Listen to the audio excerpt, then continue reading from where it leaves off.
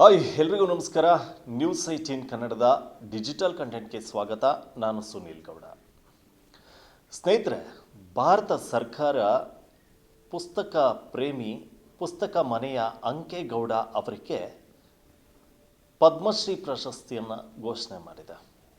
ಮಂಡ್ಯ ಜಿಲ್ಲೆಯ ಪಾಂಡವಪುರದ ಅರಳಹಳ್ಳಿ ಬಳಿ ಇರುವಂಥ ಈ ಪುಸ್ತಕ ಮನೆಯನ್ನು ಅಂಕೇಗೌಡ ಎಂತಕ್ಕಂಥವರು ಸ್ಥಾಪನೆಯನ್ನು ಮಾಡ್ತಾರೆ. ಇಲ್ಲಿ ಲಕ್ಷಾಂತರ ಪುಸ್ತಕಗಳನ್ನು ಶೇಖರಣೆ ಮಾಡಿದ್ದಾರೆ. ಭಾರತದ 22ಕ್ಕೂ ಹೆಚ್ಚು ಭಾಷೆಗಳೇನಿದೆ, ಈ ಭಾಷೆಗಳ ಪುಸ್ತಕಗಳು, ಇದರ ಜೊತೆಗೆ ವಿದೇಶದ ಪುಸ್ತಕಗಳನ್ನು ಕೂಡ ಅಂಕೇಗೌಡರು ಸಂಗ್ರಹಣೆ ಮಾಡಿದ್ದಾರೆ. ಈ ನಿಟ್ಟಿನಲ್ಲಿ ಭಾರತ ಸರ್ಕಾರ ಅವರನ್ನು ಗುರುತಿಸಿ ಈಗ ಅವರಿಗೆ ಪದ್ಮಶ್ರೀ ಪ್ರಶಸ್ತಿಯನ್ನು ಘೋಷಣೆ ಮಾಡಿರುವಂಥದ್ದು. ಇನ್ನು ಅಂಕೇಗೌಡರ ಬಗ್ಗೆ ತಿಳಿದುಕೊಳ್ಳೋಣ ಅನ್ನೋದಾದರೆ, ಅಂಕೇಗೌಡರು ಬಾಲ್ಯದಿಂದಲೂ ಕೂಡ ಸಾಕಷ್ಟು ಕಷ್ಟದಿಂದ ವ್ಯಾಸಂಗವನ್ನು ಮಾಡಿಕೊಂಡು ಬಂದಂಥವರು. ಅವರು ಓದುವಂಥ ಸಂದರ್ಭದಲ್ಲಿ ಒಂದು ತುತ್ತು ಅನ್ನಕ್ಕೂ ಕೂಡ ಕಷ್ಟ ಇತ್ತು. ಆದರೂ ಕೂಡ ಅವರು ಪುಸ್ತಕದ ವ್ಯಾಮೋಹವನ್ನು ಬಿಡಲಿಲ್ಲ. ಸಾಕಷ್ಟು ಕಷ್ಟದಲ್ಲೇ ಅವರ ವಿದ್ಯಾಭ್ಯಾಸವನ್ನು ಮುಗಿಸ್ಕೊಂಡು ಬರ್ತಾರೆ. ಆದರೆ ಡಿಗ್ರಿಯನ್ನು ಅವ್ರ ಕೈಲಿ ಮಾಡೋದಕ್ಕೆ ಸಾಧ್ಯ ಆಗಿರೋದಿಲ್ಲ. ಅದಾದ ಬಳಿಕ ಅವರು ಬಸ್ ಕಂಡಕ್ಟರ್ ಆಗಿ ಕೆಲಸವನ್ನು ಮಾಡೋದಕ್ಕೆ ಪ್ರಾರಂಭವನ್ನು ಮಾಡ್ತಾರೆ. ಮಾಡಿದಂಥ ಸಂದರ್ಭದಲ್ಲೇ ಒಂದು ಕಡೆ ಬಸ್ ಕಂಡಕ್ಟರ್ ಆಗಿರ್ತಾರೆ, ಮತ್ತೊಂದು ಕಡೆ ಅವರ ಡಿಗ್ರಿ ವ್ಯಾಸಂಗವನ್ನು ಕೂಡ ಮಾಡ್ತಾ ಇರ್ತಾರೆ. ಈ ಒಂದು ಸಂದರ್ಭದಲ್ಲಿ ಅಂಕೇಗೌಡರಿಗೆ ಪುಸ್ತಕದ ಮನೆಯನ್ನು ಸ್ಥಾಪನೆ ಮಾಡಬೇಕು ಅನ್ನುವಂಥ ನಿಟ್ಟಿನಲ್ಲಿ ವ್ಯಾಮೋಹ ಹುಟ್ಕೊಳ್ಳುತ್ತೆ. ಸೊ ಪ್ರತಿ ತಿಂಗಳು ಅವರಿಗೆ ಬರುವಂಥ ಸಂಬಳದಲ್ಲಿ ಇಂತಿಷ್ಟು ಹಣ ಅಂತ ಪುಸ್ತಕಕ್ಕೆ ವ್ಯಯಿಸ್ತಾರೆ. ಸಾಕಷ್ಟು ಊರುಗಳಲ್ಲಿ ತಿರುಗ್ತಾರೆ. ಸಾಕಷ್ಟು ಊರುಗಳಿಂದಲೂ ಕೂಡ ಒಂದಷ್ಟು ಪುಸ್ತಕಗಳು, ಅಂದರೆ ಅವರ ಕಣ್ಣಿಗೆ ಯಾವೆಲ್ಲ ಪುಸ್ತಕಗಳು ಕಣ್ಣಿಗೆ ಬೀಳ್ತವೆ ಅಂಥ ಪುಸ್ತಕಗಳನ್ನು ತಮ್ಮ ಸ್ವಂತ ಹಣವನ್ನು ಕೊಟ್ಟು ಅಲ್ಲಿಂದ ತಂದು ಶೇಖರಣೆಯನ್ನು, ಅಂದರೆ ಸಂಗ್ರಹವನ್ನು ಮಾಡಲಿಕ್ಕೆ ಶುರು ಮಾಡ್ತಾರೆ. ಅವರ ಮನೆಯಲ್ಲಿ ಪುಸ್ತಕಗಳ ರಾಶಿ ರಾಶಿ ಆಗುತ್ತೆ. ಈ ಒಂದು ಸಂದರ್ಭದಲ್ಲಿ ಅಂದರೆ ಅವ್ರ ಮನೆಯಲ್ಲಿ ಜಾಗ ಇರೋದಿಲ್ಲ.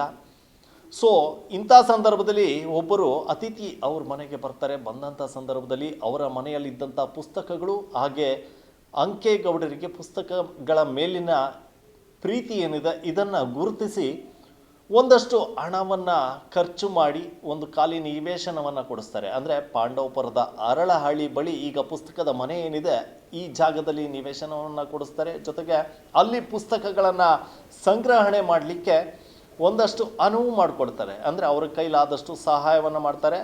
ಅಂದಿನಿಂದ ಅಂಕೇಗೌಡರು ಸಾಕಷ್ಟು ಪುಸ್ತಕಗಳು, ಅಂದರೆ ಮನೆಯಲ್ಲಿದ್ದಂಥ ಪುಸ್ತಕಗಳು, ಅದರ ಜೊತೆಗೆ ಇವರೇ ಸ್ವಂತ ಖರ್ಚಿನಿಂದ ಒಂದಷ್ಟು ಪುಸ್ತಕಗಳನ್ನು ಕೊಂಡುಕೊಳ್ತಾರೆ.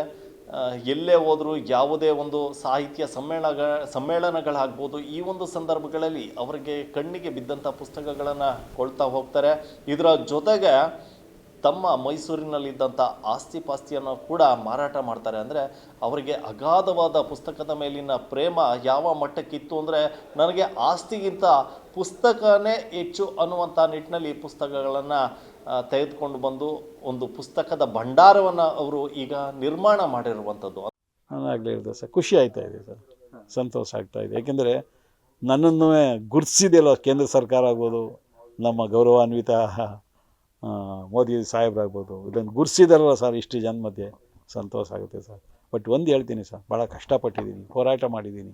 ಇದನ್ನು ಈ ಜಾಗಕ್ಕೆ ಸೇರಿಸೋದಕ್ಕೆ ನನ್ನ ಏನಿದೆ ನನ್ನ ಜೀವನವನ್ನೇ ಇದಕ್ಕೆ ಪಣ ಇಟ್ಟು ಮಾಡಿದ್ದೀನಿ ಸರ್. ಯಾಕೆಂದರೆ ಒಂದು ತಲೆಮಾರು ಉಳಿಯಲಿ, ನಮ್ಮ ಮಕ್ಕಳಿಗೆ ಮುಂದೆ ಪೀಳಿಗೆಗೆ ಇದು ಅನುಕೂಲ ಆಗಲಿ ಅಂತ ನಾನು ಮಾಡಿ, ಇಲ್ಲಿ ಯಾವುದೇ ವಿಧವಾದಂಥ ನೀವು ಒಂದು ಲೈಬ್ರರಿ ಮಾಡಿ ಮೇಂಟೈನ್ ಮಾಡೋದು ಕಷ್ಟ ಇದೆ. ಇಲ್ಲಿ ಎಂಟ್ರೆನ್ಸ್ ಫೀಸ್ ಇಲ್ಲ, ಮೆಂಬರ್ಶಿಪ್ ಫೀಸ್ ಇಲ್ಲ, ಯಾರು ಬಂದು ಓದಿ ಸರ್ ಮಾಡಿದ್ದೀನಿ.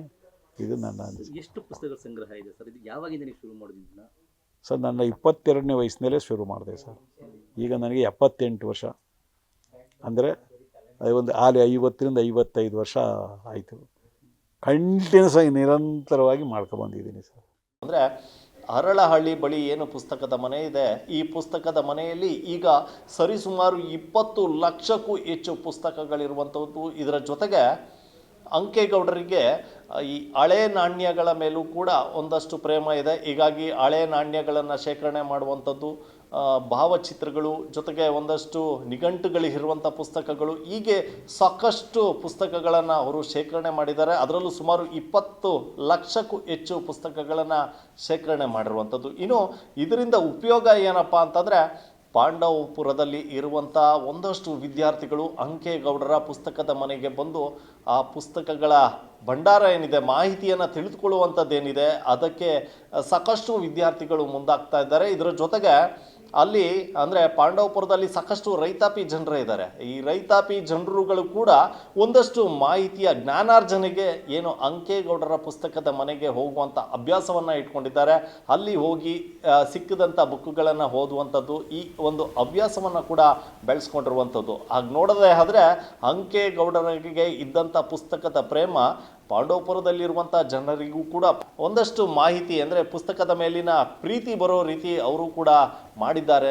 ಸೊ ಹೀಗಾಗಿ ಅಂಕೇಗೌಡರ ಪುಸ್ತಕದ ಮನೆಯಲ್ಲಿ ಇವತ್ತು ಸರಿಸುಮಾರು 20 ಲಕ್ಷಕ್ಕೂ ಹೆಚ್ಚು ಪುಸ್ತಕಗಳಿದೆ. ಹೀಗಾಗಿ ಭಾರತ ಸರ್ಕಾರ ಇವರನ್ನು ಗುರುತಿಸಿ ಅವರಿಗೆ ಪದ್ಮಶ್ರೀ ಪ್ರಶಸ್ತಿಯನ್ನು ಕೂಡ ಘೋಷಣೆ ಮಾಡಿರುವಂಥದ್ದು. ಹೀಗಾಗಿ ಇಡೀ ಜಿಲ್ಲೆಯ ಜನರು ಒಬ್ಬ ಪುಸ್ತಕ ಪ್ರೇಮಿಗೆ ಈ ರೀತಿಯಾದಂಥ ದೊಡ್ಡ ಮಟ್ಟದ ಗೌರವ ಸಿಗ್ತಾ ಇದೆ, ಪ್ರಶಸ್ತಿ ಸಿಗ್ತಾ ಇದೆ ಅನ್ನುವಂಥ ನಿಟ್ಟಿನಲ್ಲಿ ಸಂತೋಷವನ್ನು ಪಡ್ತಾ ಇದ್ದಾರೆ.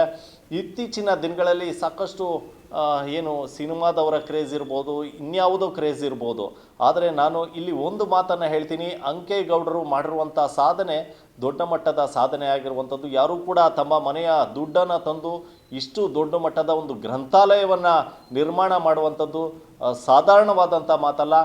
ಸಾಕಷ್ಟು ಸಿನಿಮಾದವರನ್ನು ಕ್ರೇಜನ್ನು ತೋರಿಸುವಂಥ ಯುವ ಪೀಳಿಗೆ ಈ ಒಂದು ಜ್ಞಾನ ಭಂಡಾರ ಏನಿದೆ ಅಂದರೆ ಗ್ರಂಥಾಲಯ ಏನಿದೆ, ಇಲ್ಲಿ ಹೋಗಿ ಜ್ಞಾನವನ್ನು ವೃದ್ಧಿ ಒಂದಷ್ಟು ಸಾಕಷ್ಟು ಮಾಹಿತಿ ಸಿಗುವಂಥ ಒಂದು ಜಾಗವಾಗಿದೆ.